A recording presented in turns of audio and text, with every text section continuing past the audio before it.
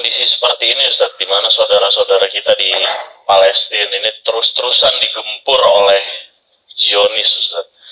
Ini kenapa sih Ustaz negara-negara Islam ini tidak bersatu, habis itu kita serang balik mereka ini Ustaz?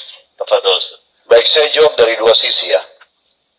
Yang pertama, siapapun yang mengaku muslim di masa sekarang bukan pilihan, wajib membela Palestina. Bukan pilihan ini. Ini bukan pilihan.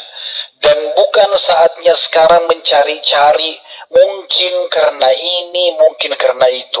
Umat Islam lagi dibantai. Mau umat Islam yang dahulu menyerang atau tidak, itu tidak ada urusannya. Sekarang umat Islam lagi diserang dan mereka sedang membela dirinya. Kondisi teman-teman kita sekarang di Palestina mirip waktu kita dijajah sama Belanda. Bagaimana kalau kita orang Indonesia tiba-tiba melawan dan memberontak terhadap pemerintah Belanda pada saat itu? Kita disalahkan? Tentu saja tidak. Negara kita kok. Tanah air kita dirampok. Nah, begitu keadaan orang Palestina. Jadi walaupun sekarang ada banyak orang di media mengatakan, oh kan orang Palestina yang duluan menyerang. Loh, mereka dijajah. Masa kita dulu kalau kita serang Belanda karena mereka jajah lalu kita disalahin? Kan lucu kan? Kan tidak mungkin. Jadi ini bukan opsional sekarang. Bukan mengatakan, oh itu bukan masalah saya. Nggak bisa, wajib. Allah akan tanya kita. Per individu, apa yang sudah kamu lakukan buat saudaramu di sana? Minimal dengan doa. Hanya angkat tangan modalnya. Berdoa memuji Allah lalu memuji salawat kepada Nabi SAW, doakan agar Allah berikan kepada mereka solusi. Begitu juga dengan Allah binasakan musuh-musuhnya, karena memang Nabi SAW mendoakan kebinasaan buat musuh. Ya. Ini satu sisi. Jadi tidak boleh kita sekarang menganggap ini bukan masalah kita. Ini masalah umat Islam. Kita ini harus seperti satu jasad, kata Nabi SAW. Kalau satu luka, jari kita kena pisau misalnya, kata Nabi SAW, seluruh jasad itu akan demam. Harusnya begitu. Siapapun muslim di muka bumi ini syahadat dari keturunan suku manapun, tinggal di wilayah manapun, kapan dia terganggu, maka sudah harus kita bela. Ada seorang wanita di ujung perbatasan negeri Persia, di zaman Khalifah Mu'tasim, salah satu Khalifah Abbasi. Dia rupanya, perempuan ini lagi jalan, lalu ketemu dengan 3 orang tentara Persia. Tiba-tiba tentara Persia itu menarik jilbabnya, kemudian memukul wanita ini. Lewat seorang muslim di situ, muslim ini merasa tidak mampu membantunya, tapi dia dengar perempuan ini mengatakan, wa Mu'tasimah. Maksudnya, hai Mu'tasim, tolong saya. Perempuan itu berkata, dan di situ wilayah jauh sekali dari umat Islam, wilayah kekuasaan mereka. Maka si laki-laki ini, dia naik keledainya menuju ke ibu kota kerajaan dinasti Abbasiyah di Irak. Jauh sekali. Perjalanannya mungkin memakan waktu 1 bulan lalu sampai ke sana. Dia izin ketemu sama Mu'tasim, diizinkan lalu dia sampaikan. Saya dengar di sana, saya lihat sendiri dengan mata kepala satu orang muslimah ditarik jilbabnya, digebukin sama tentara Persia. Nggak pakai nunggu Mu'tasim itu. Nggak pakai nunggu. Langsung dia siapin pasukan, serang wilayah itu. Taklukkan, tundukkan.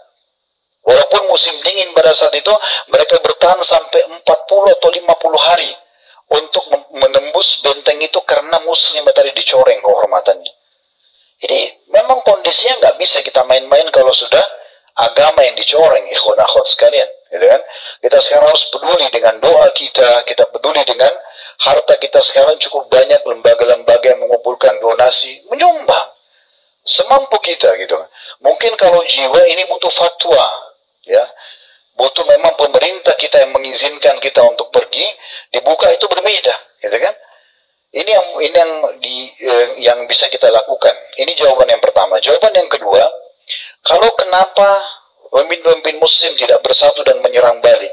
Ini jawabannya bukan di tangan saya, ikhwan akhwat sekalian. Jawabannya ada di tangan para pemimpin itu, yang akan diminta tanggung jawab pada hari kiamat. Semua pemimpin muslim sekarang akan diminta pertanggungjawaban hari kiamat. Bagaimana bisa dia saudaranya di sana, dia punya kekuatan militer, dia punya ekonomi, kenapa dia tidak maju? Sayangnya, pemimpin kita sekarang ini beda sekali dengan Abu Bakar, beda sekali dengan Umar. Abu Bakar itu sepeninggalnya Nabi SAW, ada dua kelompok muncul pada saat itu, tiga kelompok malah sekaligus. Yang pertama, penolak membayar zakat, mengaku muslim tapi mereka mengatakan sudah, Rasulullah sudah meninggal, nggak ada lagi zakat. Zakat kami cuma berikan kepada Nabi. Nabi meninggal, nggak usah bayar zakat. Berarti rukun Islam yang ketiga mau dihapus sama mereka. Kelompok yang kedua adalah orang-orang yang murtad dari agama Islam. Mereka masuk Islam awalnya di akhir hidup Nabi SAW dengan tujuan, ya, mereka hanya sekedar takut saja secara politik. Karena umat Islam sudah menguasai Jazirah Arab. Mereka Muslim imannya banyak yang murtad. Kelompok ketiga, munculnya Nabi palsu, Musailam al-Kadzdzab dan Aswad al-Unsi. Tiga kelompok besar di Jazirah Arab yang muncul. Waktu itu kekuatan umat Islam tidak lebih daripada 20 sampai 25 ribu pasukan. Semua yang produktif, prajurit yang produktif. Sisanya orang tua sama anak-anak kecil. Apa yang terjadi?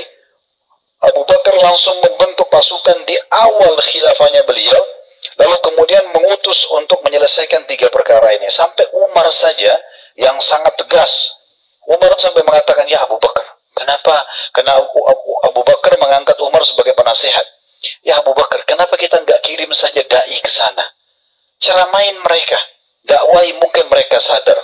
Abu Bakar dengan tegas mengatakan, saya pasti akan memerangi demi Allah seseorang yang tadinya membayarkan zakat ke masa Nabi SAW walaupun dengan tali kekangan kuda atau ikatan atau seekor domba yang pernah dibayar kepada Nabi SAW, lalu mereka berhentikan.